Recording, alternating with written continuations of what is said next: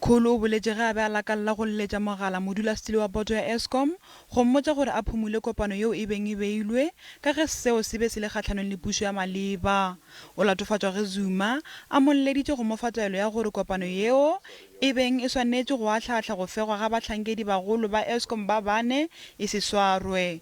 O tšwela pele ka gore mopresidente wa peleng o mmoditše ge modulasetilo wa boto a sa emetše ditaelo tše dingwe tšeo di sa tlang go latela ka nako yeo a beng a leka go mmotša ka ga go tshela molao ga seo a beng a se dira. He told me to place the call. As a matter of fact, as I say that the conversation was in both Zulu and English. On this part, he said, "Cela usihlalo ahlehlise umhlangano."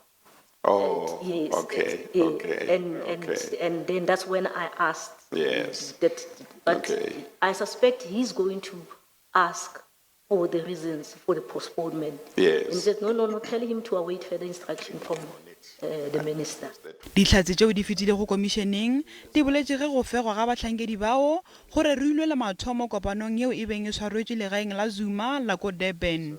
Ba sa le gona koo ga Zuma mo Mokholo a beng a feleseditše tona ya dikgwebo tša mmušo Lynn Brown. Mokholo o boditše komišene gore o lekile go lemoša Brown kgatlhanong le go bolela ka ditshepedišo tša ka gare ga khamphani e leng merero yeo e sa amanego felo le batho bao ba beng ba le moo. You don't need a shareholder when you're discussing that kind of detail. I noted that, and I made a note to the minister also indicating that fact that the issues that are being discussed in this meeting are way too operational. So both of us, myself and her, should not be in the meeting. Komišene e tla tšwela pele go kwa ka ga bohlatsi bja go amana le Eskom go sasa.